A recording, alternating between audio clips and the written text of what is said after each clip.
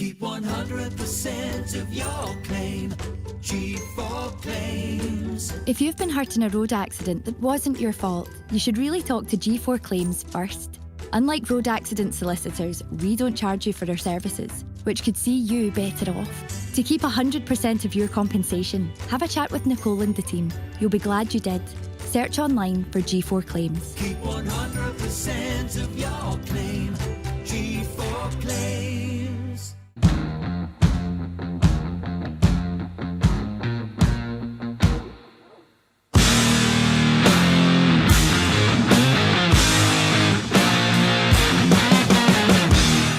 Hello and welcome back to Talk Scottish Football, the show that talks about Scottish football. Nicely said there, Dev. Well done, well done.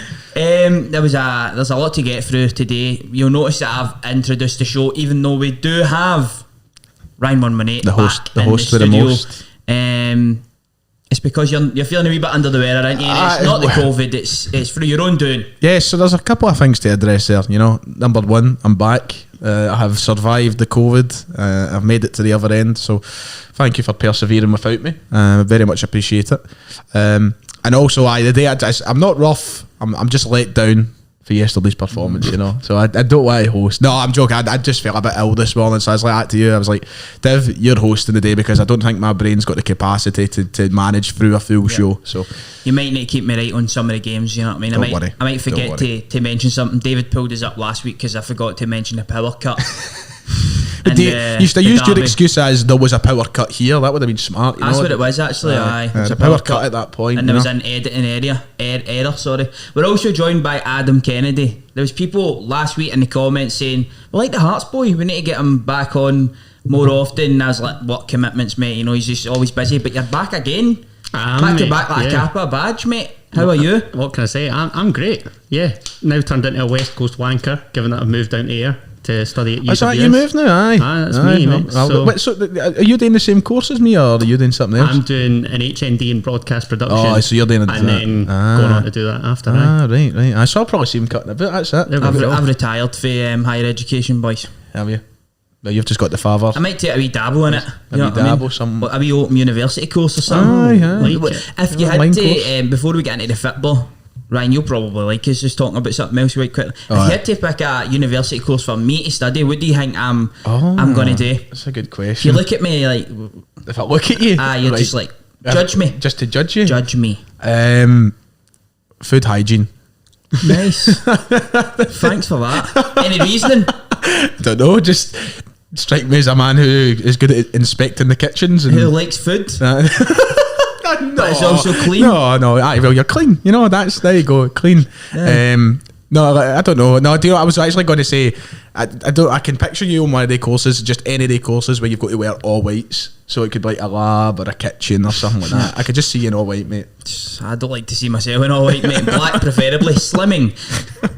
Adam, we'll just move on to the football, mate. Let's have I offended you that much? No, it's dragging on a wee bit. No, I mean, we're 3 minutes in. We first need to give a massive shout out to the sponsors of the podcast, G4 Claims, always pulling out of the bag, hooking us up in this beautiful podcast studio. If you do want to get involved in the podcast studio, all the links are usually on our social medias. If you want to get in here and maybe start up your own podcast, you can hire out the venue. It's brilliant, isn't it? It's superb. Game changer, like we said last week. Yeah, it's top class. Obviously, this is only my second visit, but yeah, it's home now for beer you. Keg over there as well. Maybe get a cut of watch-alongs, live watch-alongs or something. Perhaps I get the beer. Well, I mean, I think that the last thing I should be thinking about right now is alcohol after this past weekend. But you know, I'm looking over at it, and tasty is the word that comes to mind. Tasty. Very tasty. I see you've gone for the Jack. Yeah, you've went for the Jack approach there. It's easier, mate. I can just move it about and stuff like that. It's John Motson, isn't he? I went and filmed. I know everybody's clicked on to see a review of the Old Firm, and we've not even started talking about it yet. But I done a video with Hamish. I done a video with Hamish the other day, and he's got these, and I want to get them for my channel as well to do like maybe some wee podcasty things out and about. He's got these big, like, proper pitch side microphone sort of things. And I felt like Frank Sinatra, man. I was loving it. I was ready to start. That is something that's right up your street. I was ready to start with the karaoke, man. I'm looking forward to getting my hands on them. They'll be good.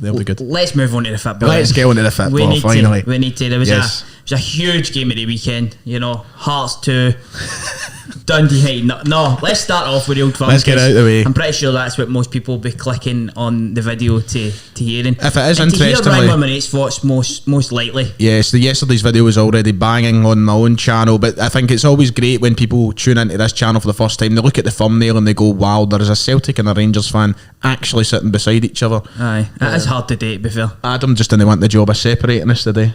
No, I don't want to be in the middle of that divide, boys. You don't want a Sack sandwich, that. do you know what I mean? You don't want to be the filling in your sandwich. certainly do the not. sandwich of sectarianism. Talking about sectarianism, brilliant game. Brilliant game. No. That was actually, listen, very good game. I've seen a couple of people saying it wasn't a really good game. I know that it lacked quality in parts and such, but I thought it was there was a lot of drama, you know what I mean? I think the first half anyway, went into half time, so I was watching the game with David. David decided to actually watch it with me for a change. So we watched it together. In the second half, no, absolutely not. I thought it was poor from a Celtic perspective anyway. But see, right up until half time, me and David were saying the same thing. It's a proper good game, this. I thought there was entertainment value. I thought it was end to end. I thought the pace of the game was really good. And it had all the suggestions to me that the second half was going to be much the same. Sadly, it wasn't, and one team dominated the second half. But no, I've seen a lot of people complaining and stuff. But listen, if you're looking at it from a neutral point of view, we'll come on to Adam's thoughts in a moment, I know. But I think from a neutral point of view, especially up until half time anyway, it was a pretty decent game. What was your thoughts on the first half then, Adam? I go along with all that, to be honest. I thought it was a decent tempo. I thought there were chances at either end. I'd probably say that Celtics were more clear cut, if I'm honest. I think that Rangers, obviously there was the Morelos chance that he flashes over. Kent obviously hits the beans. Other than that, not a great deal. The beans? The beans? The beans on toast. Oh, yeah, that's... Must be Edinburgh, on. hang Never, I know, that's going to be. Is that East Coast, aye? Probably. No, I'm just getting the last of my East Coast out of me, see. He's trying to be too East Coast now, you know what I mean? He was even flashing up one of these before we started, wasn't he? No, but I'd agree with you, Adam. I think that, Celtic, the first half chances were a little bit better. We should have really scored a goal, as we all know. It's Edouard with an absolute sitter of a miss. But Rangers definitely did use were unlucky a couple of your chances as well. I thought it was interesting how obviously both teams set up. We were going to do a preview on the matter, but you boys ended up in firewater. We did, yes, we one did. thing led to another, and Next thing you know, it just didn't happen. But what I was going to say in that preview, like I said a couple of weeks ago, you need to just match Celtic's intensity. Offense is the best. Remember I said offense is the best form of offense. Or something you daft just got it wrong, didn't you? But what I was saying pretty much is getting their faces up. But as it was getting closer to the match, I'm looking at it and I'm thinking that isn't really in Rangers' makeup. Like that, I don't think they'll get overexcited and they will approach the game and do that, because you leave yourself exposed. And we've seen with Celtic in recent matches, if they get a couple of opportunities, before you know it could be 2-0. So I thought that Rangers were into it, and in the first half especially, they did sit back for maybe the first 15-20 minutes, and Celtic were good on the ball and such, and they started to create opportunities. I just thought it was a really interesting dynamic how obviously both teams set up, and we were talking about a lot about there's going to be goals, this and that. I seen Katoa predictions of 4-2 and 5-1 and stuff ridiculous like that, but there was something in the back of my mind like, what if it just is quite tight and there isn't a lot of opportunities, and it ended up it was like that. But let's touch on that Edouard chance then. Celtic actually they worked it really well, I think, into the wide area. Some pass out wide, it was good, and they kind of dragged Rangers in and such, and they get it out wide to Kyogo and he puts it in a plate for Edouard, who started through the middle, which I'm sure we'll get on to as well. But he puts it wide. What was your thoughts when that happened, Ryan? Well, tried my best not to attack the television. I was very, very angry. But look, listen, it's an embarrassing miss. You cannot miss those chances, especially a striker of Edouard. We're talking about a guy who's about to get a move to the Premier League for 15 million quid. This is a top player. But I will say on the same side of that, there is a big slice of misfortune and bad luck, because you can see he's not intending to hit the ball with his heel. It just bounces off his heel. It's the one part of his foot that he doesn't want to hit it with, he somehow manages to hit it with. There is a bit of an unlucky side to it, but it's a terrible miss. He knows that any solid contact and it's in, and it's ultimately, I don't know whether he's trying to open up and side foot. That's what it looked like to me, and it's just unfortunate that it's come off his heel rather than sort of the inside of his foot. The big team news from a Rangers fan's point of view going into the match was the fact that Leon Balogun was starting at right back. And I put a tweet out, I was like, surely every single Rangers fan in that stadium was dreading it, to be quite. I think he's had one appearance at right back before that sticks to mind, and it was Old Firm at Celtic Park where El Yunusi caused him a hell of a lot of problems. He was subbed at half time. Nathan Patterson comes on. But I thought he was excellent in the game, Adam. He was up against Kyogo, who's obviously been brilliant, but he kind of had his number, didn't he? Yeah, I'd certainly go along with that. I did think it was funny, Rangers replying to that boy on Twitter. I don't know whether you saw it. That's a shame, innit? What is it? They've like No, baited it's him just- out. There was some wee Rangers fan saying Balogun at right back and like a couple crying faces. What was it Rangers responded with? He just was like, what are you saying now, mate? Something like Yeah, that. poor boy. I know. Drove that. I mean, because he was thinking what everybody was Exactly. thinking. I said in the group chat, I was like, Balogun's giving me the fear. But it was a commanding performance because he's ultimately He was up unbelievable. against Celtic's primary threat. I know that Edward probably is on his day, but if you're going off recent Going form off alone, form, aye. then of course Furuhashi's the main man at the minute. Yeah. Bit surprised to see him start out on the left, I've got to be honest. And that obviously ties in with Yeah. Edward up front, you know, whether Christie could play out on the left and Rogic in midfield and whatnot, but nullified the threat pretty well, I thought. Just on that, Ryan, let's Yes. get into that. Kyogo started out in the left, Edward through the middle, Tom Rogic was left out the side as well. They end up going with Christie, McGregor and Turnbull in there. We spoke about before you and David get into a wee debate about changing it up. You says I think you might change it up and maybe go a wee bit more defensive. In certain games, would you say that was a defensive approach doing that, or To be honest, I don't think it was necessarily a defensive Was it a approach. forced one, do It you was. think? It was a change that I didn't necessarily expect, but I don't think it was defensive by any means because I think we were incredibly lucky in the middle three yesterday. I thought once again in a derby game we were not great in the midfield. I thought Christie and Turnbull were finding themselves too far up a lot of points in the game. I thought McGregor in the first half in particular, McGregor was saving them quite a bit. So I don't think I would necessarily say it was a defensive change. But I think that we missed out on a big trick by not having Rogic on the park. I know he didn't come on and do much. He was a bit of a wasted jersey, people were saying when he came on the park. But I don't know, there was moments in the game where there was bits of space and I thought he would have been okay in there. And Kyogo starting on the left, if we want to touch on that, I think at the time I wasn't too fussed. When the lineup came out, I was like, okay, I think there'll be a wee bit of moving around from both of them. Edouard might go out left, Kyogo might drift in the middle, but it looked, as soon as the ball was kicked and we seen the first half played out, we seen that Kyogo was just there the entire time. It was frustrating though because I feel like we should have had him through the middle. We really should have, and I think that should have been identified a lot sooner in the game. I feel like it just offers some, it wasn't working against Balogun. That should have been seen. We should be like, okay, let's test the centre halves now, because there was a couple of moments I think in the game where Goldson looked a little, there was a couple of moments I'm like, okay, like get Kyogo in the middle of the park, take advantage of that. And we've seen it when he did finally go through the middle. Yeah. There was two or three chances where Kyogo did get in and behind the defenders and we got chances from it. So it was slightly annoying that it wasn't identified earlier. And Ange Postecoglou stood up, put his hands up after the game and admitted to that. He said, it was my mistake not to swap those guys' positions round. I should have done it from the start of the game. So I wouldn't necessarily say it was a defensive sort of change I was from just Celtic. thinking more from the point of view that a lot gets made out about Tom Rogic's fitness and all that and getting about the park.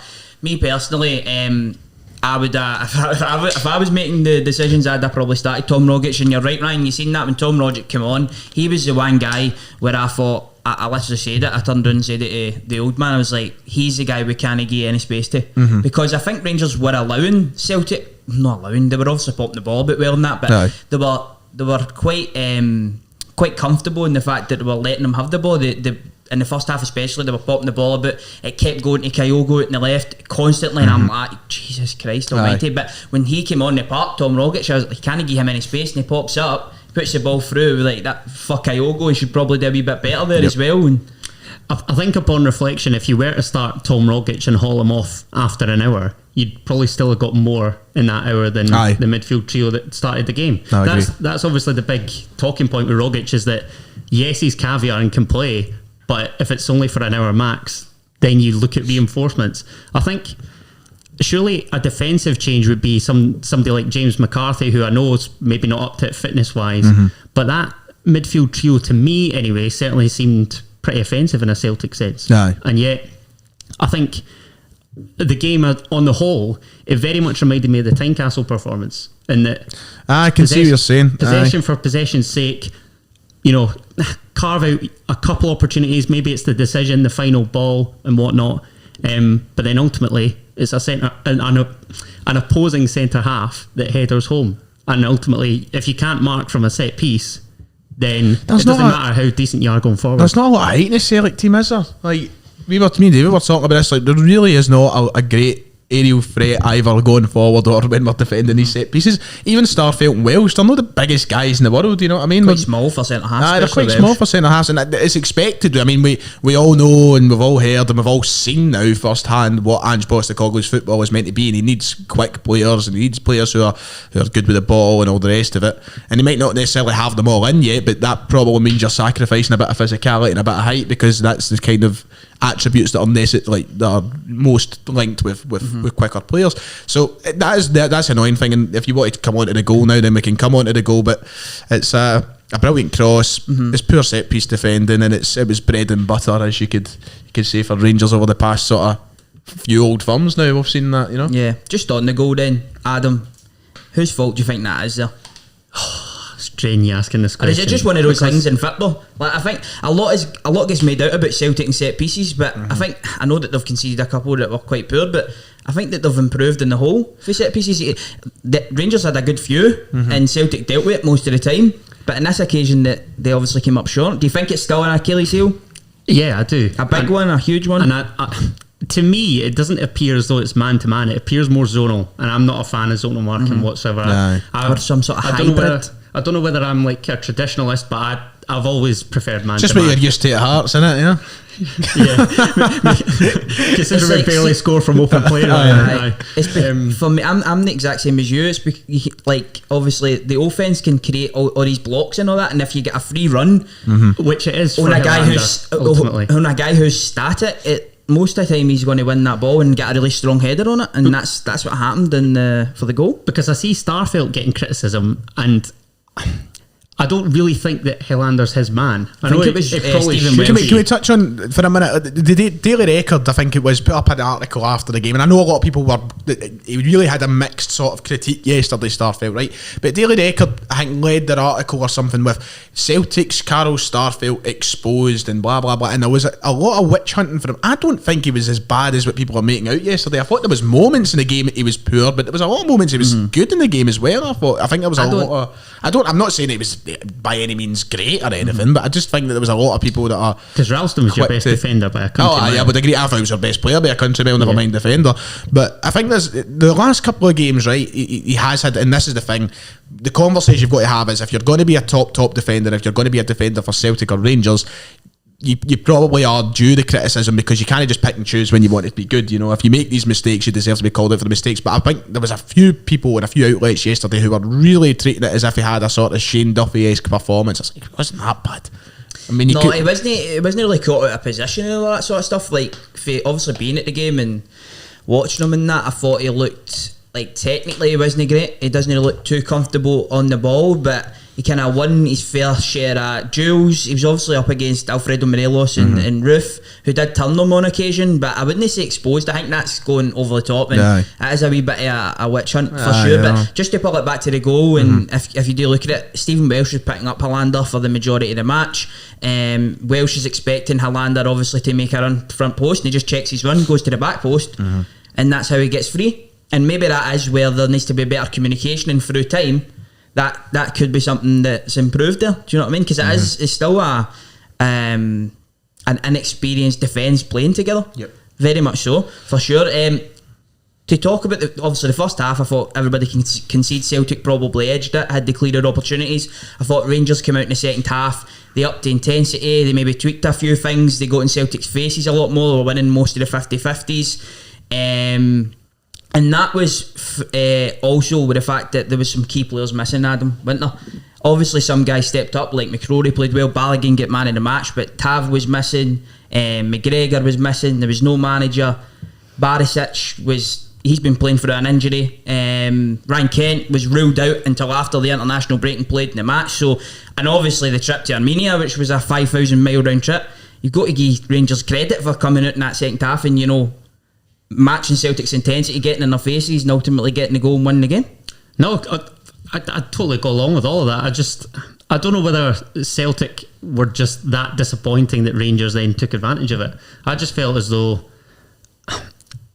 I felt as though it was pretty routine for Rangers, really. And in the second half. yeah, I think obviously the Kyogo chances, it's probably just a case of decision making for them both. There's one that he squares where he should shoot, and Then vice versa. Yeah. So other than that, I thought they coped with Celtic's threat pretty well. And like you say, given the fact that it's a standing right back, your third choice goalkeeper, Celtic were quick to point out obviously the signing of Joe Hart and what a lift that's given them. Could you imagine if it was Scott Bain or your man Barkas between the sticks? So I think Rangers ultimately, if you'd have been offered progress to the Europa League group stage and win the Old Firm at the start of the week, you'd have bitten your hand off for that. Yeah. Was that something that maybe disappointed you, Ryan, after the goal? It did look like Celtic kind of wilted a wee bit. It did take them a bit of time to get back to it, and it wasn't until I think Edward and that went off in the last 5 minutes or so where the chances started to come. Was that something that maybe disappointed you? There was just a real sense of anxiousness and nervousness around Celtic in that whole second half for me. There was decisions that were, well, you've already touched on Kyogo's decisions, they were probably the wrong ones in the moment. If Ryan Christie doesn't shout at Kyogo after he doesn't square it, he probably doesn't try to square the second one, to be honest. But no, I think there was just a real nervousness. There was times, and I brought this up in my review video yesterday. There was times in the game yesterday that people were making brilliant runs, and in any other game so far this season, we're making the ambitious pass and we're going for something that's a little bit risky. But Christie would get the ball, there'd be somebody running, clear as day, Kyogo or whoever it may be, send it back to Starfield. I just felt like we were just too scared to actually try and be a bit ambitious against these. I don't know if that's just down to Celtic or if it's down to Rangers, lifting the intensity. Probably is a bit of both. But no, it was really just it was disappointing. It was really, really disappointing because I just felt like you go 1-0 down, you're thinking to yourself, right, you go 25 minutes or whatever here to try and get yourself back into the game, and we just didn't look as though we were bothered. Can I also say very quickly, because we were talking about obviously Rangers having to play McCrory and Balogun on the McCrory. Number one, I think he's probably the best third choice keeper in the country. I have to be honest, he's pretty good. But David made a very interesting point yesterday, so I'll give him credit for saying it. I'm not going to kid on it's my point, but I do agree with it 100%. And I think that I was saying it along the same time. See if Alan McGregor was in goals yesterday, I think there's a couple of chances Celtic score. There's 2 occasions where McCrory comes off his line and rushes out. I don't think McGregor's fast enough to come out. That was something that really stood out to me. Obviously, he's a young guy, 23 years of age. He was very quick off his line, and there was one occasion as well in the first half where I think there was a wee bit of a mix-up. With the Turnbull ball? I can't really remember, but all I know is that McCrory was right on it outside his box. His starting position was high, and he got the ball up the part, and even for the saves, he was, he didn't give him a chance. And see the one with the right foot? That's quite an underrated save, I think, because when you see the angle from behind the goal, it looks like it's going bottom corner, and it's positioning, and he makes a huge save. And fair play, because being thrown into a fixture of that magnitude, obviously on loan at Livingston last season, that was probably the primary concern, really, wasn't it? Celtic were scoring goals of plenty heading into the game. Rangers are relying on a third choice goalkeeper, but ultimately. But as you say, Ryan, probably the best third choice goalkeeper you get. He's played over 100 senior games. Ones, to be fair. I can't think who's all round the league. I mean, I was licking my lips because I thought it was going to be Andy Firth that was in goals. I completely forgot you said McCrory, so I was. Andy Firth wasn't even in the squad. I'm confused. I know, that's what I said. That's like, what is he at Rangers for? He's a Scouser, so I don't know if he's just one of the cousins or something. I know, so like, you look around the league, he's certainly our third choice. I don't know who our third choice is at this point. If it's Bain or Barkas, it's one of the two of them. So it's certainly not any of ours. I don't even know who makes the other third choice keepers. Who's Hearts' third choice? Probably Harry Stone, that's out on loan at Partick Thistle. So whom? young boy, the next Craig Gordon, that young man. Oh, is he? Well, supposedly. Well, I mean, as I said though, McCrory probably is. He had a great season. Well, I wouldn't say great, but he had a solid season at Livingston. And it's not. No, you could be worse off. It could have been a lot far worse off if it wasn't McCrory there. I thought going into the last half an hour, really, both sides looked tired. I thought at the start of the first half, I thought Celtic looked really tired, and then as it kept going on, obviously Rangers were adopting that press. It looked like Rangers started to get tired. I thought once obviously Rangers went 1 goal ahead, there was a feeling inside the stadium for myself they can go and get a second and a third, but when they get into the key areas, they just look devoid of energy, because they did get into areas. I know it won't show up in the stats and such, but they did get into kind of dangerous areas with Alfredo Morelos a few times in that, and I just thought Rangers looked tired as well, and that's why it kind of petered out. We talk about Rangers and Celtic squads, and this kind of relates into what you're saying about the teams looking tired. I put up my tweet yesterday after the game, and the big message for me after the game was, right, look, we've lost the game, we're certainly improving still, and trust the manager, but we need to sign a few more players. And there was so many Rangers fans getting the replies in my tweet saying, sign more players, you kidding on, you have just spent £20 million, whatever, blah blah blah, you don't need more players. You're still, yes we do. There is, yes, the whole point, I don't think, and this isn't an attack on all Rangers fans, don't worry, this is just an attack on the people who don't have sense when replying to my tweet here. Did you see the two benches yesterday? Aye. Rangers was significantly better than Celtic's bench. Well, Rangers had Scotty Arfield, Hadji, yes, Sakala, significantly guys like better. Yep. Even despite COVID. We had one, and we had one threat on the bench yesterday in an attacking sense, and it was Tom Rogic. Yet he's not a threat, and we had nothing else. Nothing. We had young lads and defenders on the bench. We had nothing to change the game, and people are going, "You've just signed this many players for £20 million." I'm like, is that what it sounds like? aye. I'm like sitting there like, do you not understand the point in a rebuild? Like, you need to bring in players. Also, they're sitting going, it's £20 million, not enough to spend. I'm like, we've just brought in £50 million over the past 6 months. Of course we're going to be spending a bit more money than usual. But at some point, financial fair play needs to step in. Wait, we've made £50 million here. I'm getting that. Get a Super League started. I was surprised at the Celtic bench. Oh, it was... Sounds like there was no other options, obviously, I was surprised. Because I fully gave up on Ayeti now. Fully gave up. Gave up, aye. Like, if he's, is that him away? If you're chasing a 1-0, if you're down 1-0 against Rangers, and you're not even getting on with 5 minutes to go, it must show what the manager thinks of you, for Christ's sake. For sure. Did Adam Montgomery not come on? Yeah, Montgomery, and to be fair, he was actually, did you hear, a very composed wee Montgomery yesterday. I thought he was, there was a couple of times, who was he up against in the wing? Balogun. There was a couple of times where Balogun, I thought Balogun had got the ball off him a marker, but then he still has it back, and then he's calm with it. He doesn't panic and try and release it. He moves with it. But that's my point. What must Ayeti be thinking now? It may as well just punt him. There was kind of murmurs of him going out on loan, which I think would probably be a good option for him. But I think it was Basel. I think it was to go back to Switzerland. That's a good move for him, isn't it? Yeah, well, he done well at Basel. He scored 30 goals a season at Basel. So I don't know what Ayeti must be thinking. I don't know what the manager must be thinking of him, because it looks as though he came back from the summer, trimmed down, looked fit. He was scoring in pre-season. He was given, I know, for as little as it means, he was given the armband in a friendly. Point to prove. And then suddenly you can't get a sniff when you're losing in a derby. So I don't know what's happening. Yeah, I think ultimately in the match, before we move on, if he's having to get a cut of points, Rangers are a team that's been coached in a certain way for now 4 years. Yes. This is a kind of 8-week project. He started the Ange Postecoglou project. Yep.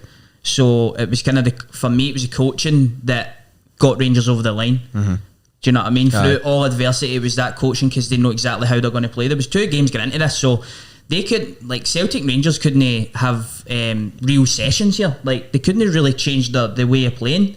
They just had to go into it. Both played on the Thursday. Rangers travelled back on Friday. I don't know about Celtic. So the Saturday they'd probably been a recovery session, maybe some shape. Yep. So it just came down to that experience and how a certain team's been coached longer than the other for me. And I think that was maybe a factor as well that kind of saw Rangers over the line in the end. The only other point I've got before I want to maybe move on was, were you at the game yesterday? Aye. What was the atmosphere like? Good? Yeah, so just on the atmosphere then, I thought it was absolutely awesome. It's probably the loudest I've ever heard Ibrox, obviously, but all well and good, but get the Celtic fans back in. No, I totally agree there, because there is moments still where if the game is maybe going there, you can't just be loud as anything for 90 minutes. Both teams so need to get their fucking hands at their arse and talk about it and get it sorted. I'm the same, mate. There was a number of times that I looked over to kind of look at the Celtic fans and give them verbals and that. As you do. But for me, they need to get the fans back in, because none of this 800 pish either. See once Rangers scored, a full stand in it. Once Rangers scored, obviously the atmosphere was incredible. You would have seen the scenes after it, everybody singing "I'm feeling it" and all that. It was unreal. But see if Celtic were winning 2-0 or something like that, It'd be dead. It would be. Do you know? It'd be nothing. So how many season ticket holders are there at Ibrox? Ibrox there is currently over, I think, 45 or 45. 46,000. See, this is now the situation we found ourselves in. How are we going to get back? Get It's rid the of same them. on both teams. How are we going to get back to 8,000 now? Because now you're relying on people dropping season tickets. I know. And you can't compensate several thousand folk. Yeah, but it's not like maybe like 200 unlucky people. Like Yeah. you know, this Aye, is it's like got about thousands thousands. of people. So both clubs have now dug themselves into a hole, and I'm not going to put the blame on one club who started it, but I mean both clubs have now landed themselves in a position where it's going to be really difficult to get back to having the 8,000 away supporters, which I'm dying to have. But I said I think we can all agree with I that. said at the first game the first ever derby game we went to at Celtic Park when there was only 800 Rangers fans, and I can't remember what the score was that day. Honestly, can't mind. 1-0. I don't know if it was the game you beat us. Gerrard's 1-0. first win at Parkhead. That might have been the first. Oh, that one. It might have been. I can't think. Rangers won at Parkhead 2-1 with 800 fans, and we beat honestly- Celtic at Ibrox 1-0 with 800 Celtic fans. And then because we only had 800 that time. We beat you 2-0, didn't we? Johnny Hayes that way only had Aye. 800. Aye. But even like I can't remember what game it was to be exact, so I'm not going to try and attempt to guess. But whatever it was, I remember the first time I was sitting there, I was like, "This is pants." This in terms of like I want to It's be. just not the same. It's not the same. I love the back and forth. I love the camaraderie. As much as obviously we both hate our opponents, but there is an aspect to the game that That's why it's the best derby game in the world. Exactly. As well, that element of the sport. I mean, obviously it smells a lot better, but I mean, Listen, we were the ones that sent an email out for personal hygiene, mate. Do you know what I mean? was there not like no? There was like somebody on Twitter recently. I don't know, probably fake. I don't know. Who cares? Let's not get into the pettiness now. I don't know, you brought it up. After saying I was clean as anything, you know what I mean? That's true. And firing you'll shots notice I about never a crowd returned. going down to 800. So, I know. I'm It's just half the individual, Mr. Fitzsimmons. right, let's move on, guys, because I've spent over 30 minutes on Let's that let me just game. clarify 30 that minutes I'm too just long. having a. We're all having a it's laugh. joking. We're all joking. It's no, it's fine. Just wait till the cameras go off, boys. There's other teams. Other teams to talk There's about. nothing. David's got to be fuming the fact we've spent 30 minutes, but listen, I think listen. most people, it's the biggest game It's the in the first of country, the isn't it? first of the season, First one. but we'll move on. So 45 minutes for the next one, for sure. Yes. Yes, we'll move on, and I think it's a nice place to go to yourself. It was Hearts 2, smashing. Dundee United 0. I had Dundee United in my cutting, mate. It wasn't because of the fact that, Hearts were struggling getting into it or anything like that. I just thought, You now resent me. not because the other ones were rotten and all, but I just thought to myself, Hearts have had a great start to the season. Surely, with Dundee United riding off the crest of a wave as well, they maybe go and get the 3 points off Hearts, but Hearts went up. It was comfortable. You talk us through it, Mike. You'd obviously seen the full game. Can I ask very quickly, how do you pronounce the boy that scored the second goal's name? Well, there's the posh French pronunciation or Both. what we go with. So Let's hear both. so it could be Armand Nandouille or Armand Nondouille. Oh, I like the second one. eh? I'm on Nondouille. Health just went up my buzz. My arm there. Talk us through it. Go. Yeah, no, it seems to be our most kind of comprehensive performance of the season so far. I didn't catch the full game. I had severe FOMO come Saturday afternoon, just watching Soccer Saturday and the scores come in. But listen, I'm very pleased. Very pleased. I mean, that's a start to the season that I did not expect from Hearts. Mate, neither did I. And I know. I want to be positive about my football club, but I certainly did not see 10 points from the opening 4 games. And yeah, like you say, Div, by all accounts, dominated the game. Could add another couple more. I think United had a spell in the second half, sort of a 10-15 minute spell, where they carved out a couple opportunities. Obviously, Craig Gordon again proving how pivotal he is from a Hearts perspective. And the main criticism that I've had of Hearts this season is going 1-0 up, instantly inviting pressure, and ultimately, while we did do that to an extent, we've got enough quality off the bench now, fresh impact, to effectively seal the deal. Josh Ginnelly comes off the bench and squares for Armand Nondouille. Love that. Absolutely love that.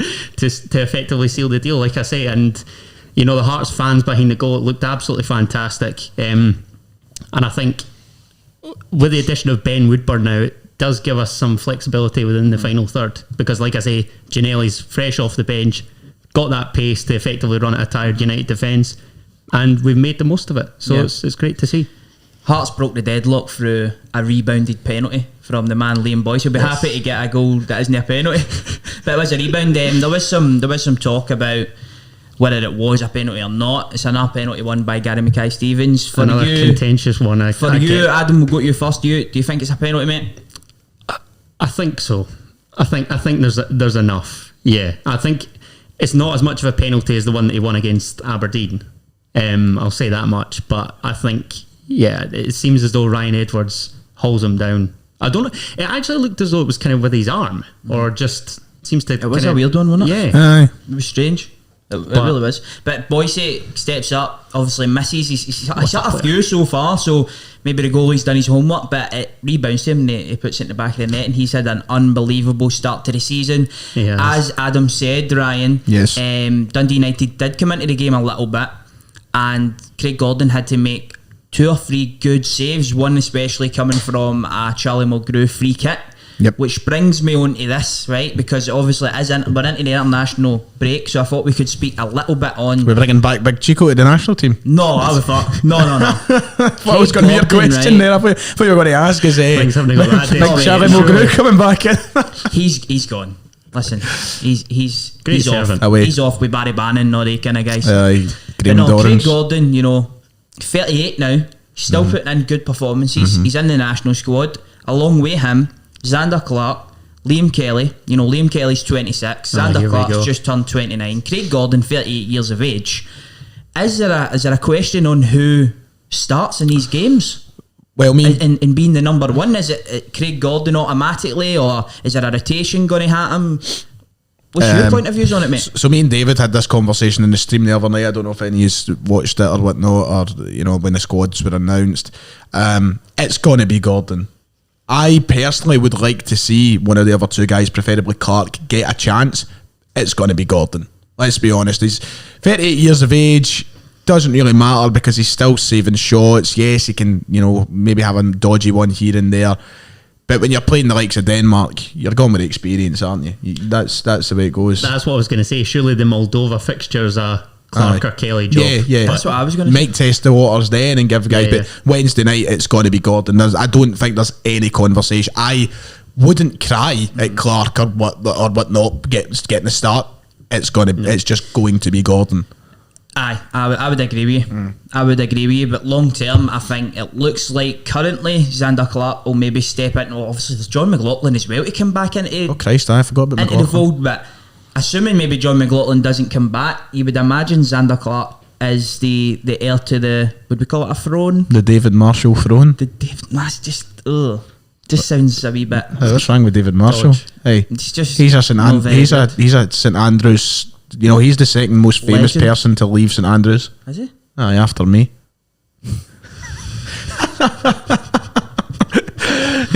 I was the class of 2018. Class of 2018. Yeah. Absolutely love it. I love that. I forgot my point now. What Hey, we're talking about the heir to the David Marshall yes. throne. That's what we were saying now. You called that last pod, didn't you? With obviously Call a lot of things, didn't I think? with Call Clark a lot getting the of things nod. wrong. Yeah, and you could even argue that some of the St Johnstone defence in front of him should have been given the chance in this squad. What with Scott McTominay out, a couple Rooney. other absences. Yeah, Jason Kerr. Jason Kerr McCart even. tormented me at school for being a Hearts fan, but here we are. Did you go to school with Jason Top Kerr? of the league. Yeah, he was in the year above me. Jason Kerr looks about 45. How's that possible? Wow. He and his brother Greg, big Hibs fans, so have some of that. What age was Jason Kerr then? Like 20? 24. Why? I feel like Such a young defence, isn't it? I feel like such a child on these shows. And fuck me, 21. Everybody's old. That's just pathetic, mate. Thanks for that, Ryan. I'm only 23. I'm 23. Yeah. You two, McGinley, I'm a are dad, 23. Buick's 22. And who's the youngest? Callum? Is it Callum Craig? Jack's the oldest. Aye, so Christ, aye. So yes. Callum Craig's that's weird though. It must be right. Obviously, I talk to Callum and Kieran the most of everybody because we go to the games together and stuff like that, and we went to school together. So I talk to them the most. But maybe it's just because I talk to them all the time. But I don't feel like we're like the 3 youngest in this group. That's weird. I'd say you've got quite an old head on you. Do you know what I mean? Oh, I'm an Not old. very I'm mature, but you. I'm an old spirit. You love the old things. I do. That's my dad. That's what happens You when bit you of grow up with. karaoke and some pub quizzes. and all the That's rest what of it. happens when you grow up with an 107-year-old dad. That's what happens. Oh, jeez. Oh. Right, let's move on then to Hibs. Yeah, Hibs 2, Livingston nil. just the Not best. kind of comfortable day at the office for I called Hibs. that, to be fair. I called 2-0. Did you? Just saying. You're good at these predictions. Thanks, mate. Best team in Scotland, aren't they, Hibs? No, look, listen. Wow. It's a I big think claim ahead of the derby, mate. I Boyle know. ball. But listen, it's just I don't think anybody expected Livingston to go up to Easter Road and get much, but it's good seeing Boyle score, Nisbet still scoring. It's mad that Nisbet has managed to stay at Hibs during this transfer window. It looked destined for him to go, and I think that it's only a game against Livingston, but the goals that he's going to contribute over the course of this season is going to be massive for Hibs as they try and challenge as much as they can towards the big dogs. But a standard performance, got the job done. I think that Jack Ross will be happy with that. The Nisbet finish was just classic Nisbet, wasn't it? It just pulls it onto the left foot, slots into the bottom corner. Because he's still got a lot to do from receiving the initial absolutely, but ball. he makes it look easy, doesn't he? Yeah. And that front three or front two especially, Nisbet and Boyle, obviously there's lots of other options, but they look frightening at the moment, and Boyle gets another goal. What a goal, by the way. Oh, it's gorgeous, isn't it? Just a wee chip Yeah. over the goalkeeper in the 88th, 89th minute. I mean, I Smexy. cannot stand Hibernian, the Lord knows, but hold my hands Well, up. It's an I absolute can't believe beauty. who would have thought that going into the international break and the two Edinburgh sides were top of the table. Aye. That's it. Celtic and sixth. There's got to be. You'd have thought that one would have with their fixtures, but obviously we've had a There's got tougher to run, be- but we're still there. There's got to be some mad stat about the last time an Edinburgh derby was a top of the table clash, because that's the next game, innit? The derby. Yeah, aye, so yeah, a week surely on there's a Sunday. stat out there that's like, first time in 40 years that this has went into them top of the table. There's got to be something out there. Like, it's got, You're leaning on me here, but I've got nothing. I want to look at somebody. Tell me, there's surely somebody in the comment section that's going to be able to come up with that stat about the last time they were top of the table heading into the game. I want to know. So they are. If you were to guess, if you were to guess a number, what would it be? I'm going to say 42 years. 42, that would take us back. I bet it's like 3 years ago. It was like 2 games into the season or something. There was Why a do period I of feel time like at there was Hearts. a recent time where we both started Was it really maybe well? was it the championship? Maybe I don't know. Disrespect. Wow. I kind of get the feeling that we started well under Levine and they maybe started well under whoever they were under. I don't know. There's definitely going to be one that's like 4 years Hickey. ago or something like Hickey, aye. Yeah, good Christ. Oh, that was great. That was a time. Martin Boyle, Ryan. Just Martin Boyle. he's a wee bit on him Clark. before we move on. Oh, he's just good brilliant. player, isn't he? No, he's a Should he be brilliant getting player. called up to the Scotland squad? Is it no Australian? He's not as Australian as us. He's exactly. This is about as Australian as us. We I can know. maybe get a wee free transfer on the go. Wee free- Swap him well, with I mean, Lyndon Dykes. yeah, Steve Clark's been good at that business. Yes. That's one of his Is that- specialities. Is that possible? Can we do that? I don't know. I don't know. You'd have to look into it. But one thing on that point I'd like to raise is I think Nisbet's given himself a serious conversation for starting. I generally do. I think, look, Dykes it's not going to happen because Dykes has been on fine form. Che Adams, what he scored against Manchester United last week, it's not going to happen. But Linda Dykes' goal at the weekend. Oh, I don't know if aye. you saw Oh, it. Lyndon Yep, Dykes is yep. doing all right. You're huh? right. so as both of them are playing well at the minute. But Nisbet is, he's riding that wave. He's trying to still get there. He's keeping himself in the conversation. I don't expect him to be in the team, but he's certainly not doing himself any harm with the way he's playing. Another man that could be pushing for a Scotland call up. Tony Watt. Oh, Tony, what I know, We're going on well now. 3 goals and 3. Motherwell 1, Dundee. He's the best player in the Milk. league. Only a matter of time before Yes, he gets cause, chucked innit? in the fantasy, innit? You know what that is, though? Aye. You know what that is? It's G4 claims. It's G4, that's the form. Every time we see it, don't we? That's it. Yep. No coincidence. Well done. I'm buzzing for Tony. I'm really buzzing. I'm glad to see him finding a good bit of form. I hope it keeps up. He deserves it. He works hard, and he's been about everywhere. I mean, that quiz question, what was it last week? You've got the journey of Tony Watt. I hope he keeps it up, but he's brilliant. I was listening to Goggs' vlog very briefly, and he was ranting, raving Listening to his vlog, yeah. listening to his vlog. I wasn't even watching the vlog. I was just listening to the Gary vlog. Berry's. But no, he's brilliant. Absolutely brilliant, Tony. That's me. The header is Javier Hernandez-esque. Javier Hernandez. There's literally turning into like wee segments at every show where we just talk about Tony Watt, just causing it. And why not? And Why I hope not? and long may it Week by continue. week, yeah. Aye. Long may it continue. because the more we get him scoring with the G4 claims in the back, the better for all involved. Well said. Absolutely. It was a good result as well for Graham Alexander, wasn't it? Getting another victory under his belt. Yeah, and obviously Dundee knocked them out the Premier Sports Cup a couple of weeks back. I love how we've got somebody on the show that can actually get the name of the cup right. Well done, Adam. Thank you. Mate. That's all right. That's what I'm here for. Bringing the professionalism to us. Not much else, but that is why I'm here. Aye. For Motherwell, I think it was a much needed win. Also impressed with the win against Livy last week. That's them up to what? Fifth in the table, which is brilliant. Here, no, listen, that was the point I was going to come on to next, and I was thinking to myself, you know, they're proving me a bit wrong just now, and I know that it was a 1-0 win, it's nothing emphatic, but you know, it's all about getting results at the minute for Motherwell. They're getting the results, they find themselves in the top 5. Christ, they're above Celtic. So fair play to Big Graham. To be fair, everybody is. Well, no, because we're 6th. All the big boys are. Do you think Celtic will get top 6 this season? End the fucking show. No, another big result was Aberdeen 1, Ross County 1. Pleasing. Why? Pleasing. Go on. Don't want Aberdeen to win, do I? I mean, that could be a Euro contender, the way that we've started. But you want Ross County and Malky Mackay to win? This is the way. This is where the wheels fall off. No, I didn't want to win. I'm just saying that's a great compromise, yeah. They left it later. They did indeed. I mean, but they were knocking on the door beforehand. I mean, the amount of chances that they missed, and it's one of them where if you're sat in the stands, you're thinking we're not scoring today. Like we could go till next week and we probably still wouldn't score. And even then, the goal is scrappy as from Ramirez eventually. Yeah. Ross Laidlaw obviously parries it into the one area that he probably shouldn't parry it, and lo and behold, Ramirez, who missed an absolute sitter a couple of minutes prior, and then lo and behold tucks it away. He's got the simplest of tasks. Yeah, absolutely. Just on the goal then, Christian, on your goal line, you've got... I was going to say a couple of really good bits of business over the last week from Aberdeen. They just got David Bates in, was it the last couple of days? Yeah. Before the game on Sunday, they announced that. And they got Matty Longstaff in as well from Newcastle. And also a boy called Austin Samuels. Played at the weekend. He looked lively first half. So, you know, some really good business for Aberdeen over the past wee bit, you know. Strengthening what is already a very strong squad. I think, you know, as a disappointing result, it really is, you know, you want to beat, especially at Tawdry, you should be beating Ross County, but I think they are further enhancing their chances of being the best of the rest with those sort of signs. Sorry Adam, but it's alright, mate. I'm expecting the Hearts collapse. Oh, listen, couple injuries away, we're done. So I think Aberdeen are putting themselves in a really good position just now. Aye, I think Stephen Glass was a wee bit disappointed after the game because he has been on record and wanting Aberdeen to become a wee bit of a fortress. Well, Pittodrie to become a wee bit of a fortress, and then they get scalped off carrier bag.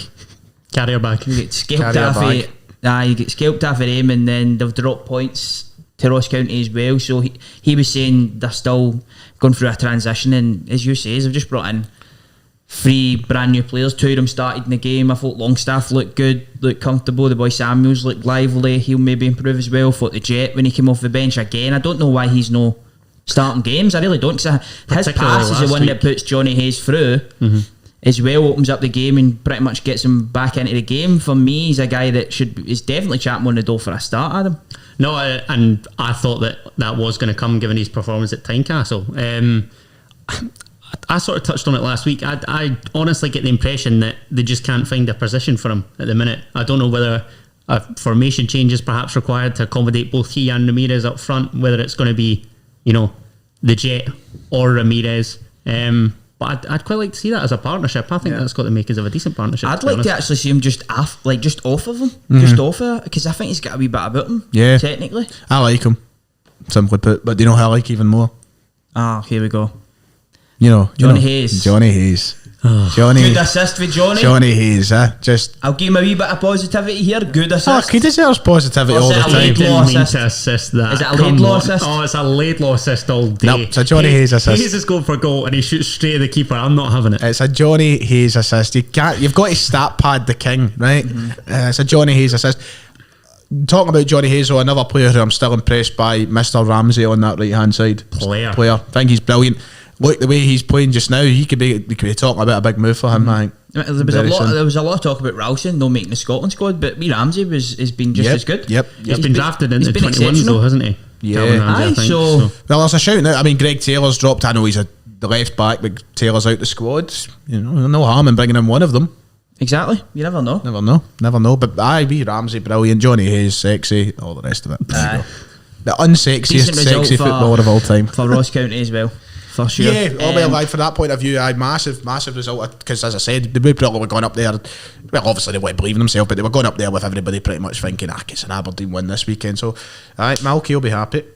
It's a tough start they've had, actually. When you look at it, I don't think the fixture computer's been too generous. Nah, that's not. What with Aberdeen, Rangers, Hibs all in the kind of first four. Yeah. So if there's a favourable run of fixtures to come, then I think with their last two performances, they can take some encouragement. I think definitely. all of us have Ross County 12? Yeah. No. I did. No, did you not have you said Livy? McGinley and I had Livy 12th. Where did you have Ross County? 11th? 11th. For me, mate. Aye. Look, we've all predicted 12th and 11th for Ross County, and I think everybody at TSF has. I don't think anybody has them higher than 11th. But the last couple of weeks is really encouraging, I think, for them. Rangers, they scored 2 goals against Rangers. They get a point in Pittodrie. I think, it's probably, they're giving a good account of themselves. I still expect them to be down and about there, but they're giving themselves a good account of them. The stinker of the weekend then, we'll end up on that. It was a 0-0. St Johnstone 0, St Mirren 0. There was a couple of opportunities in the game. There were a couple of saves. Xander Clark made a couple of saves. Glenn Middleton hit the crossbar when he came off the bench, but 0-0. But a stinker. That's pretty much it. Pretty much it. Did you take anything away for the game? No. Nothing at all. Glad that I don't support either of those teams. When are St Mirren going to start? Come on, man. There was boos after the final whistle, right? I know. Crying out for You're a massive Goodwin fan. Yep. But so am I. Struggling a wee bit. I love Jimbo, Struggling a wee bit. I love Big Jimbo. Brilliant guy. Top sale. Handsome. I mean, he's a great. Have any of you ever came across the real estate agent on TikTok? Aye, he looks like Jim Goodwin. Aye. He's a good TikToker as well. TikTok on it, didn't he? Aye, he done a here's a good. Do you know what? He's actually one of my favourite TikTokers. I did. That's right. Who was it he played with? I can't remember. Was it Motherwell or something? Motherwell. I think it was Motherwell. I seen his TikTok today about that, talking about his playing days. Why, man? Shout out to him, man. What a TikToker. What's his name again?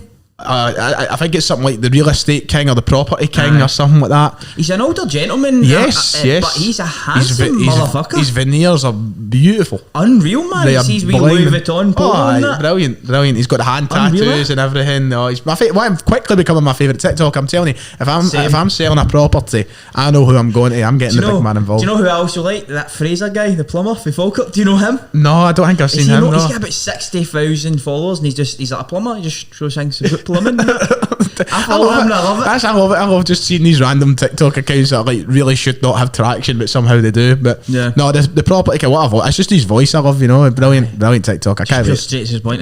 We should probably fucking talk about Jim Goodwin. No, in that Scotland game. We will in a minute. Hold on, just very quickly. Jimbo, sort it out. I'm backing you, Jimbo. I've said St Mirren to finish top half this season. You're letting me down. So did I. Get behind your. I don't know. Just there's St Mirren. I said this in one of the last shows. A St Mirren fan in my work, and he watches the podcast from time to time. Tom, shout out to Tom.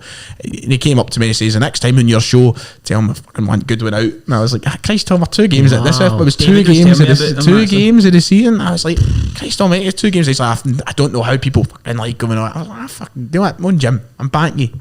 There you go. Nice. Well, there you go.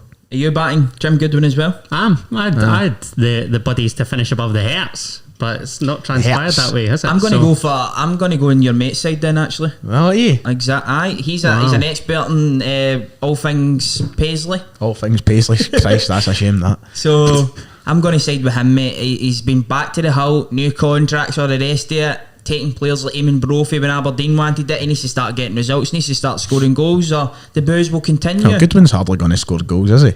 And his team does, mate. He would never. He probably scores with the ladies. Oh, but he definitely scores with the ladies. Aye, 100%. Man's probably happily married. I think he is. That guy said it on TikTok. But let's move on to the Scotland game a wee bit then. We did talk about the number one thing and all that wee debate, but it's Denmark on Wednesday night. I don't want to sound too pessimistic, Adam, but how are you feeling going into this game, mate? Or going into these round of fixtures? Going into this game, I'd snap your hand off for a 0-0 draw. That's touch of the ball, I'd snap your hand off. That's ultimately how I'm feeling. In terms of the games, 3 points minimum, 3 points maximum. I don't know. Just those two, Denmark and Austria. It's not filling me with optimism. Let's just say that. Going into the Euros, Adam, I thought to myself, Austria and Denmark aren't that great. Denmark get to the semi-finals, they play a blinder. Austria, they put out France, didn't they? Or Netherlands, they put out one of the two. They were brilliant. So now all of a sudden we're going into these fixtures and I'm absolutely dreading it. Notable omissions, Ryan, you're a man. Super John McGinn, tested positive for COVID-19.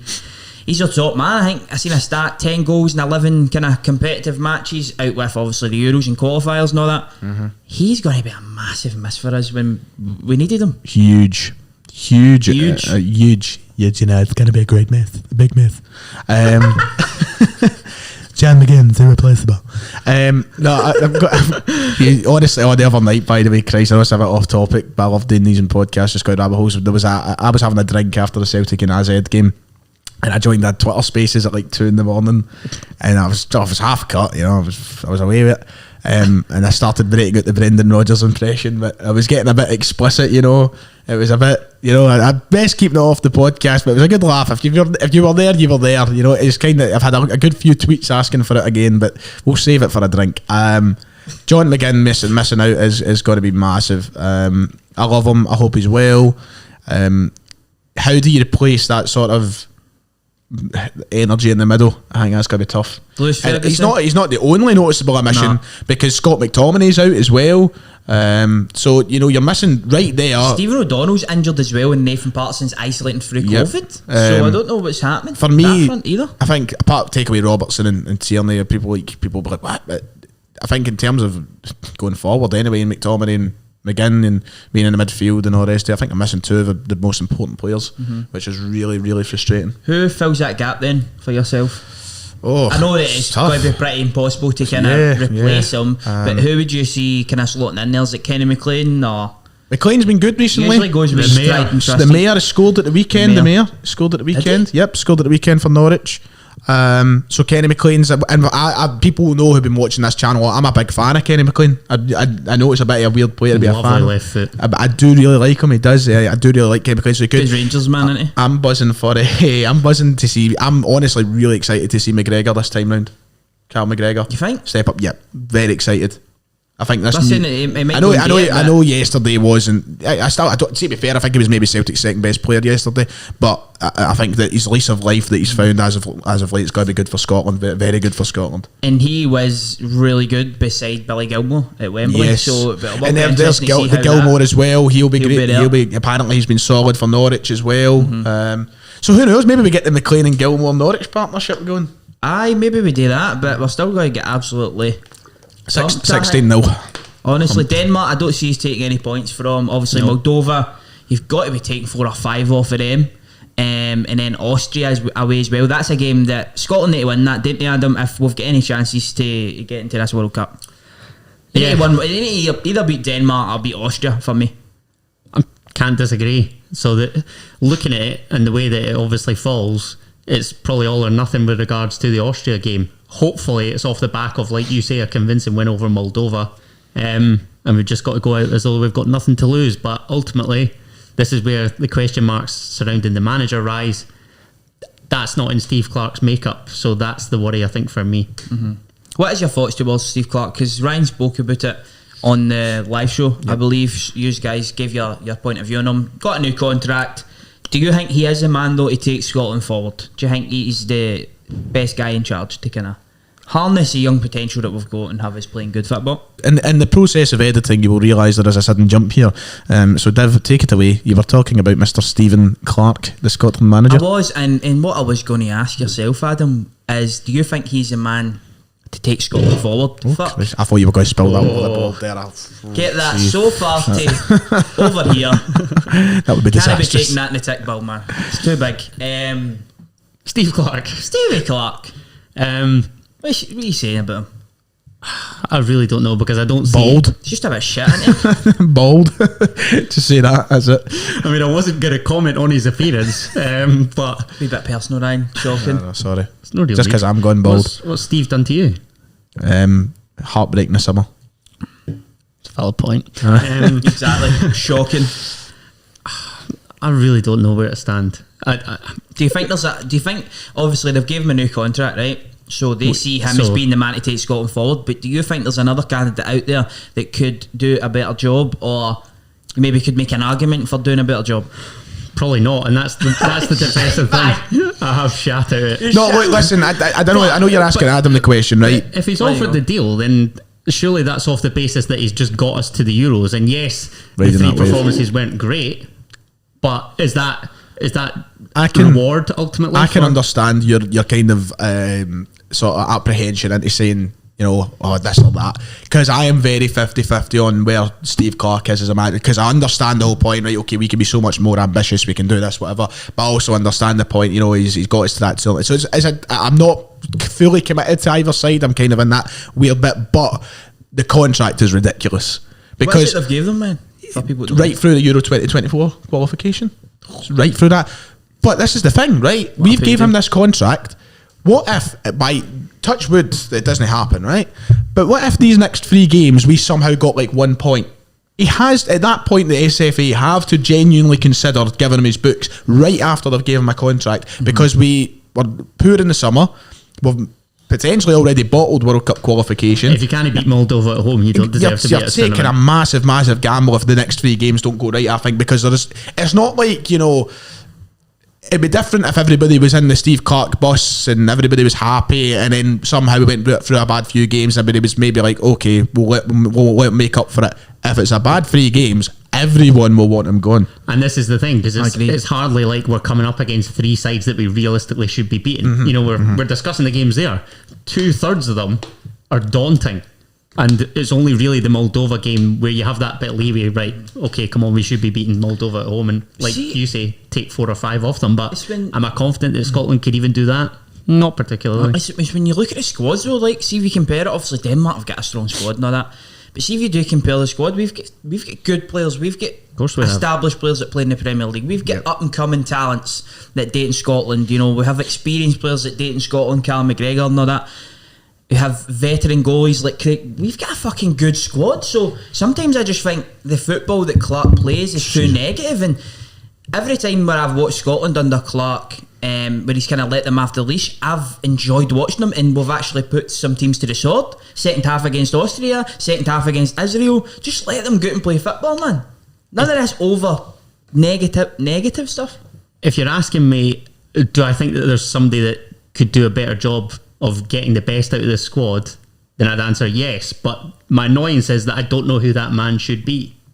And there's a couple unattached managers. I don't know whether Alex Neil, you know, the talk of a national team manager, is he too young to be a national team manager? Is somebody like Derek McInnes not, you know, glamorous enough? I don't know who else is out there, to be honest. Yeah, I think I've seen a lot of people saying Callum Davidson. Get Callum Davidson. That's what a lot of people are saying. After 1 season, it's a risk, isn't it? Of course it is. It's a big risk. And it was the dream season, but ultimately, whichever way you look at it, he's still vastly inexperienced. Ian Caffrell for me, right?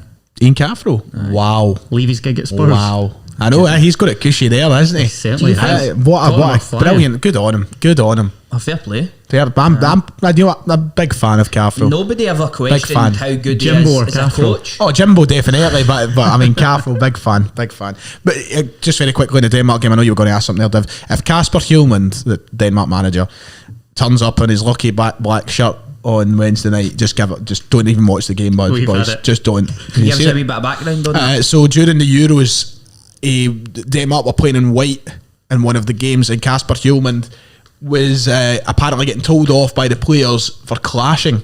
So they would, when they were looking for a pass and he was standing in the touchline, they would be like, change your shirt.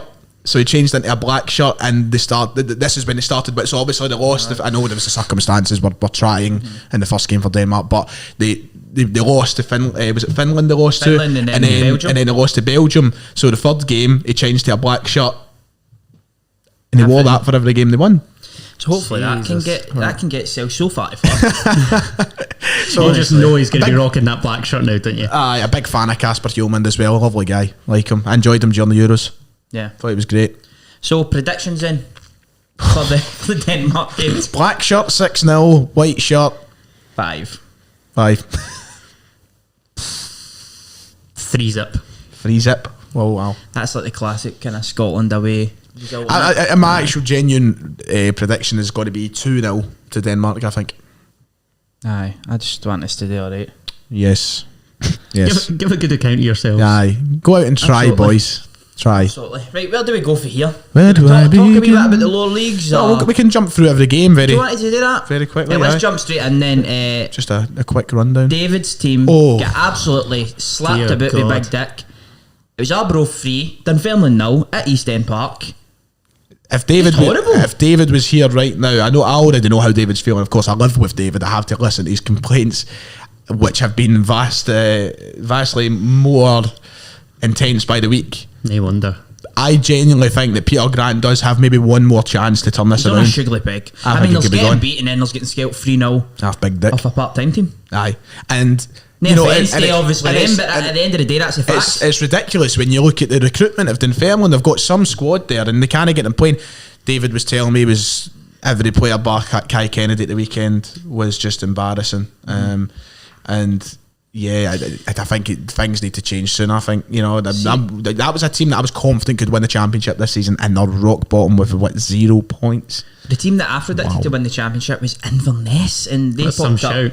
with a 1-0 victory over Kilmarnock. Going into the match, Adam, both teams had not conceded a goal, but it was Inverness that took the lead through Michael Gardine, Ross County legend.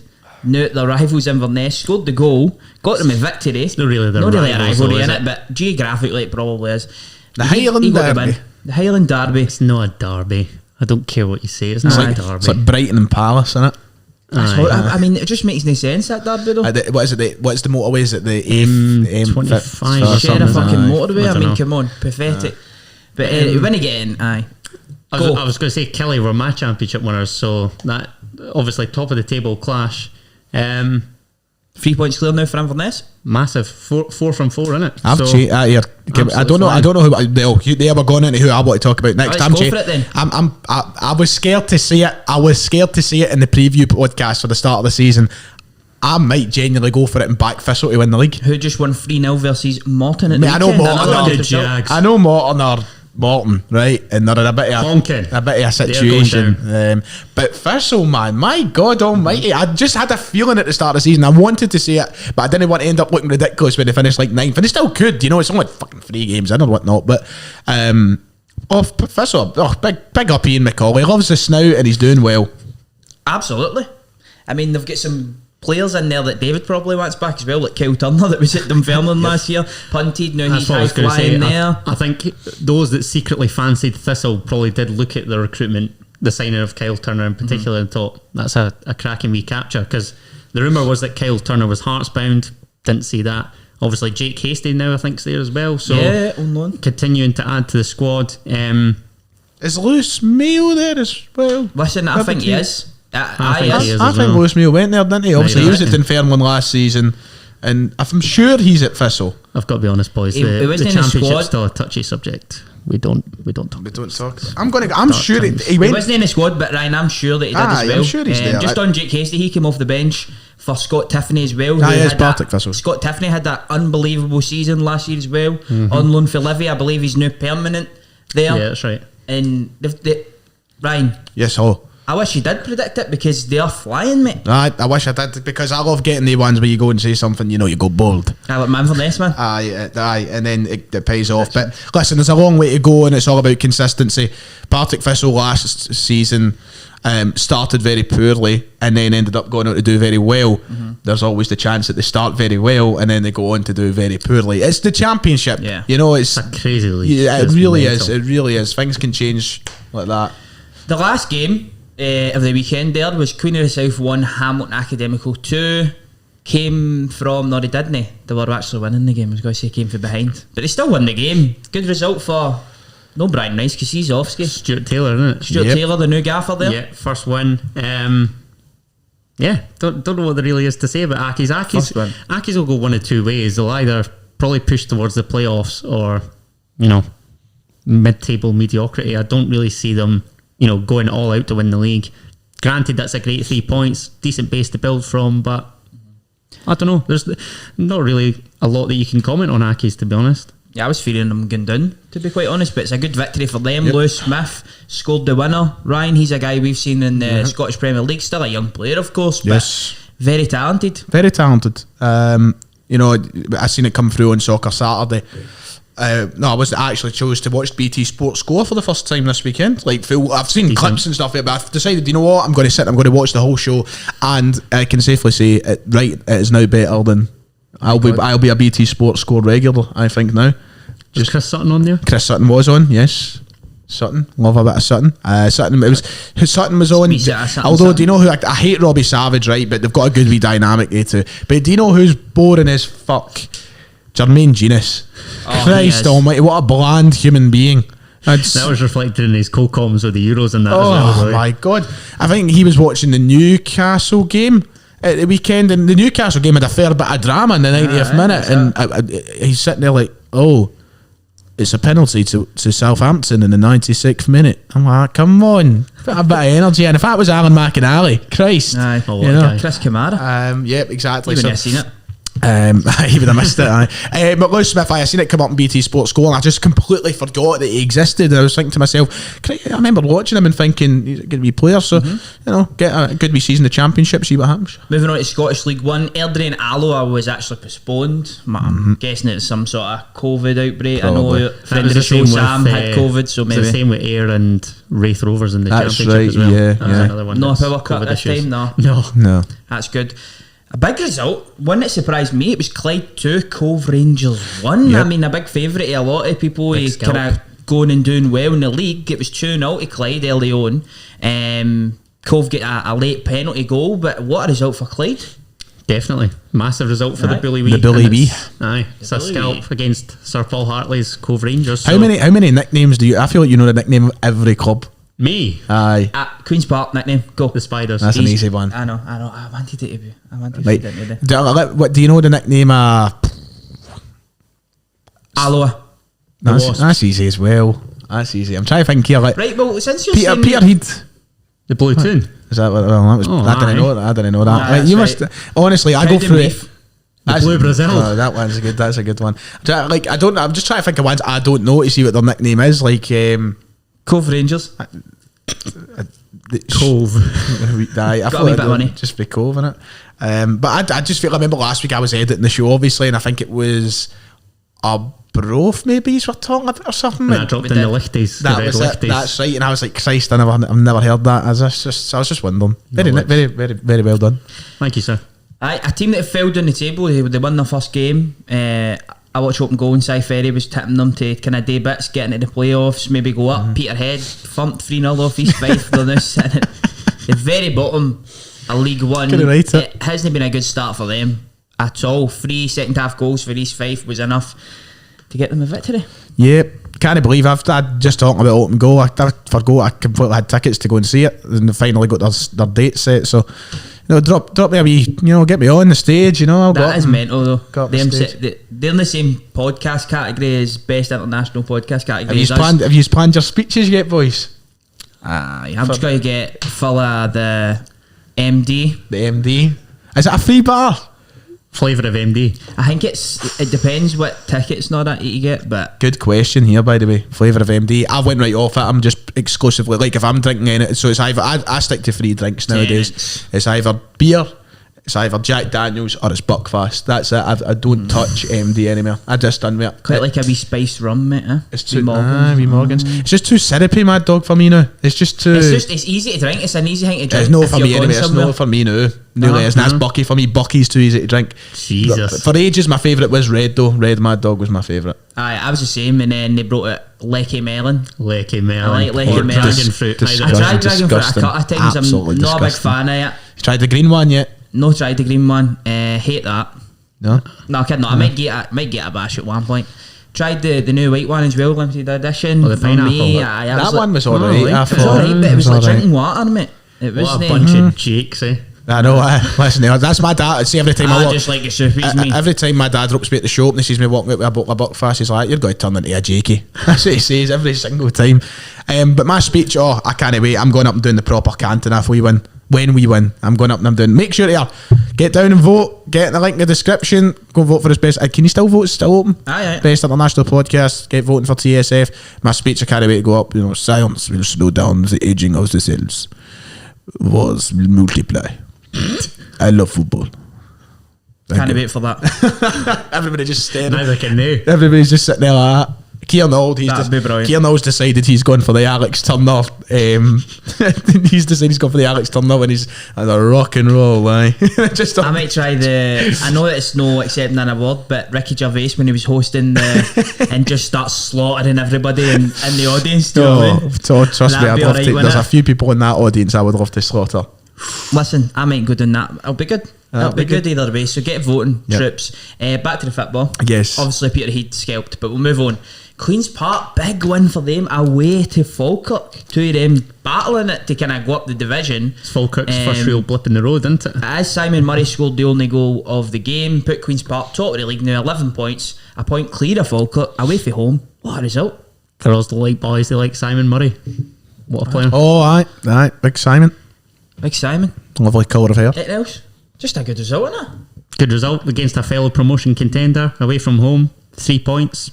Back along the road. At least Simon Murray can say he's won at the Falkirk Stadium, unlike us, Ryan. Yeah, that I still listen to this day. I'm the reason we never won. Some That's venue. right. Are you being serious? Listen to this, right? Listen to That's this, the Adam. best I've ever seen you, mate. No. That's what I mean. Like, listen. So, right, right, fair enough. 4-0 down at half time. Right, 4-0 down at half time. They bring me on half time. I come on the park. We score. Not a lot you can do. I've got to say, it slows it down. We score 3 goals. Unbelievable. And there's a camera off, so it's audio only for the rest of the show. But we score 3 goals. I get took off. We don't score another goal.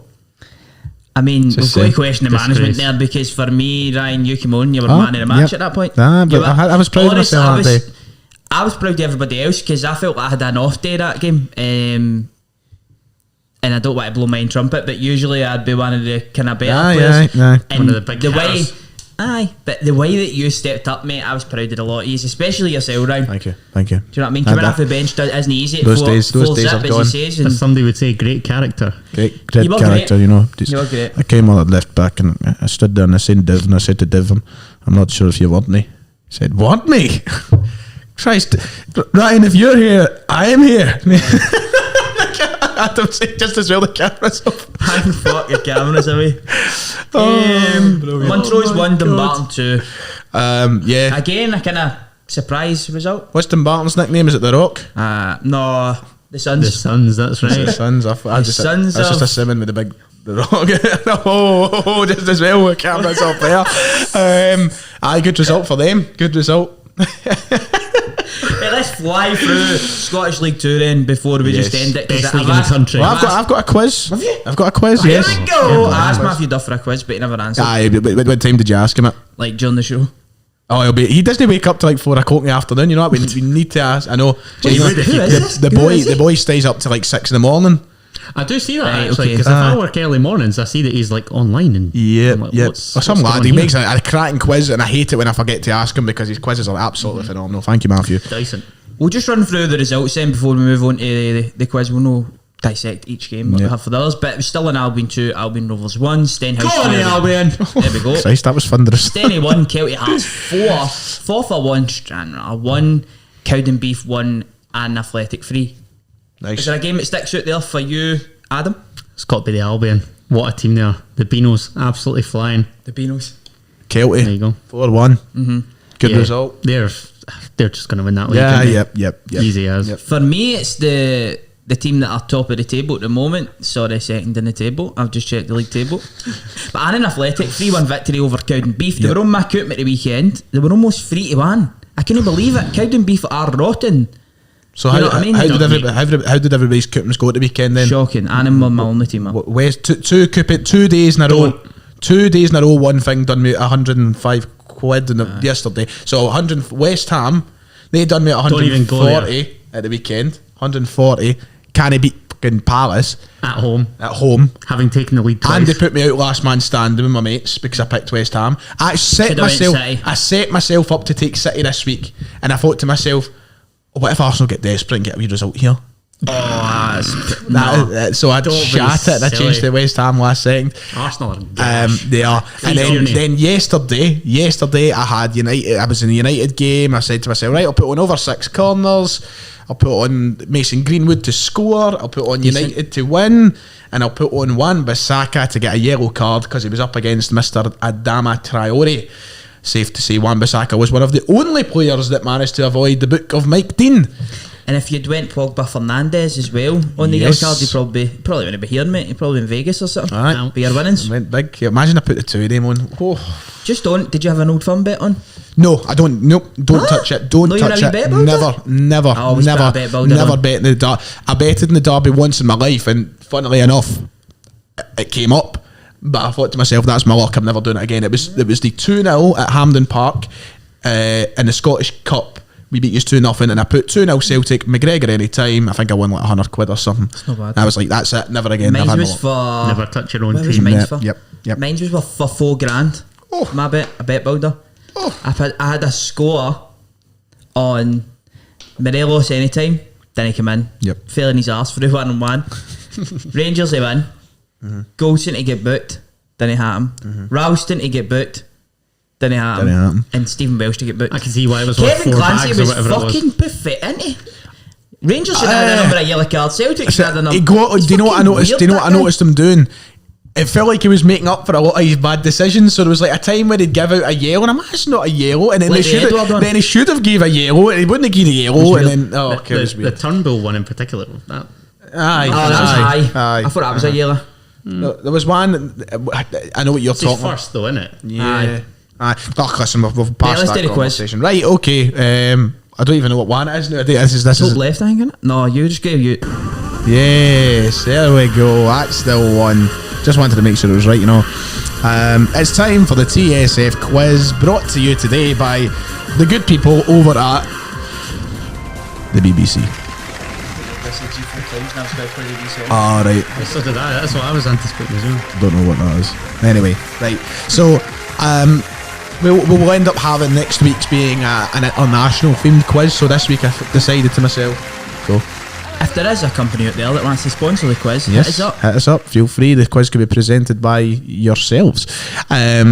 So yeah, the quiz today is going to be about European football, because of course now we have our Celtic and Rangers sides in the Europa League. We've not even touched on that. We didn't even touch on the draw. Happy with your group, Div?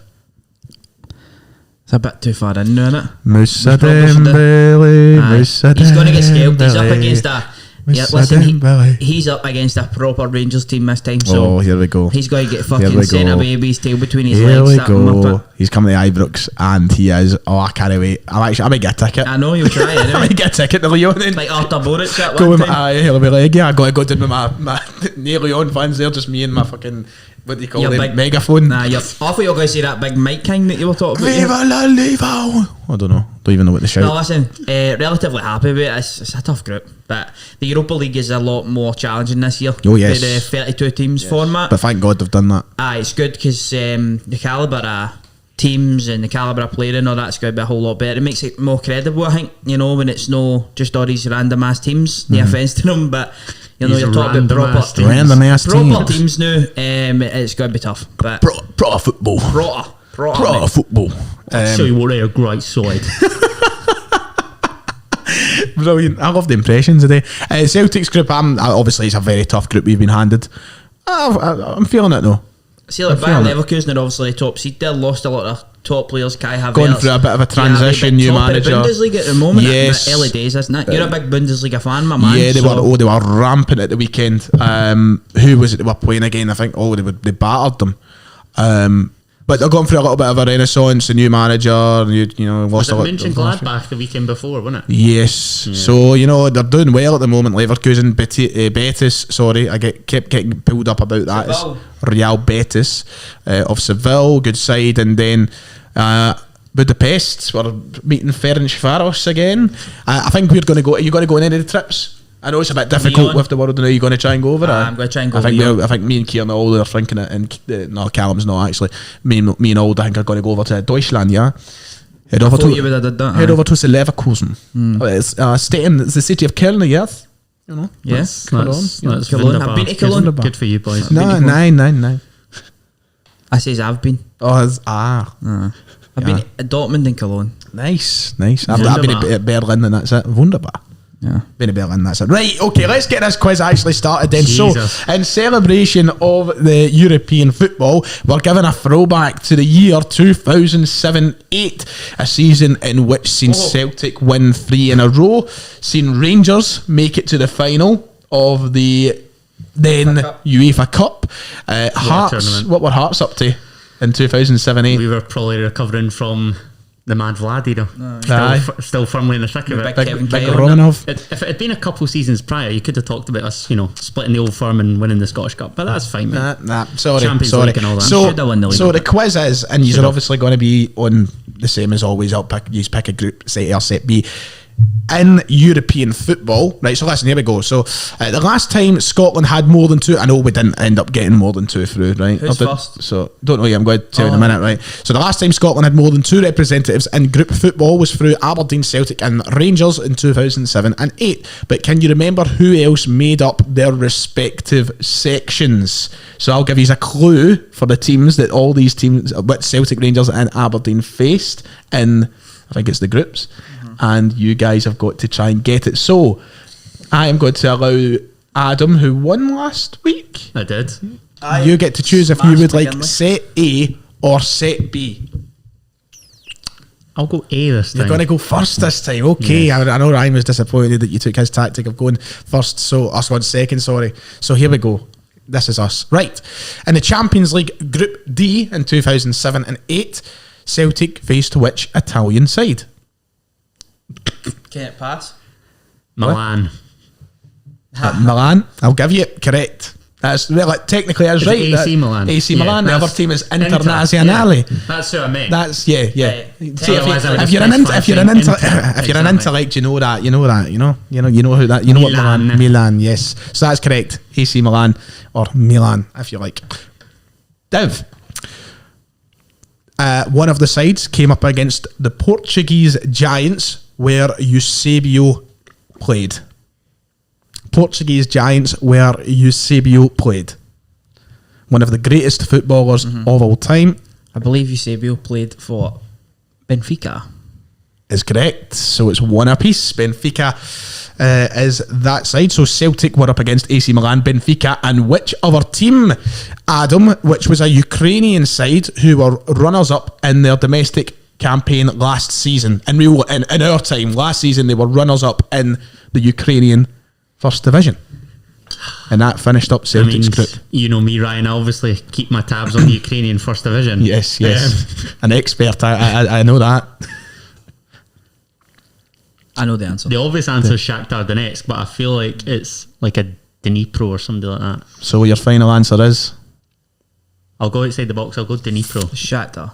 Should have went with what you thought, mate. It's Shakhtar Donetsk. That's the correct answer. That was Celtic's group in the 07-08 campaign. AC Milan, Bottled it. Benfica and Shakhtar Donetsk.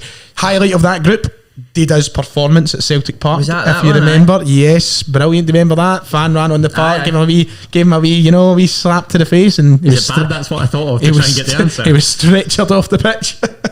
Brilliant. Okay. Which, Div, you've got a good start here. Rangers group in 2007-08 started with, and this is an easy one. This is a good way to take the lead.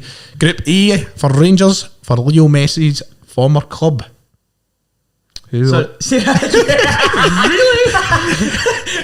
I don't even think he deserved to get it read out again. What? Leo Messi's Barca. former club. Yes, correct. Barcelona. Barcelona. Has somebody got like a camera up the back here? Like, what is this? I did go to your band, so Oh, Adam, to try and pull it level again. Rangers also came up against a French side managed by Paul Le Guen before he joined Rangers. Who are the French side? Olympique Lyonnais. Yes, correct. Right. Love the Sight French. there. Love the French I've not got that in my pronunciation. locker. Merci, mon ami. Shame I Okay, failed, and David. finally, so Rangers came up with a German side who play in the largest city of Baden-Württemberg. Oh my jeez. Oh, is it? Aye, Stuttgart. Correct, Mundo. It is Mr. knowledge. VfB Stuttgart. Yes. Right, Adam. That 3-1. Yes. Battering me. This is gonna be a tough one. So You know, this is I don't know. 3-2. I got Leon. I don't know. At this point, it's not even tell me who's played who, but you'll still get the clue. I don't know if they played Rangers. I don't know if they played in Aberdeen or whatever. There was a Spanish side. Oh, well, it is for this one. Sorry, the Spanish side who was in UEFA Cup Group B with Aberdeen.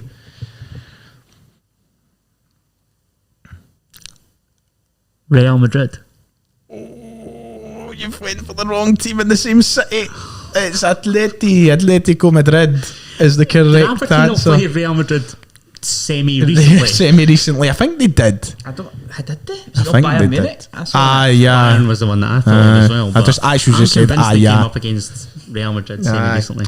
Never mind. Atletico Madrid. So the score stands right now as you got AC Milan, you got Benfica, it was 1-0. You didn't get Shakhtar, you got Barca, 2-1. Myself here. You got Lyon, you got Stuttgart, 3-2, and you've just got Atletico Madrid wrong. Yes. So Div, you've got a good chance. You've got a good chance to make it 4-2 here and make the game pretty much done. So There we go. Rangers, back to Rangers. That's no fair, is it? That's Shock. no fair. That's no fair. I feel like I should change it. You're But at City. so Rangers, there's a Greek side who lost to Rangers later in that same tournament. Who are the Greek side? Panathinaikos. Is correct. Panathinaikos is the correct answer. You picked the wrong set today, Adam. You picked the wrong set today. Div is going to be our winner, but there is, of course, one final question. Oh, that's good. So, Further humiliation. Here we go. the Danish capital side who lost 4-0 at Pataudry. FC Copenhagen. Copenhagen is correct. 4-0? 4-0. Unreal result. Those were the days, Those were the days.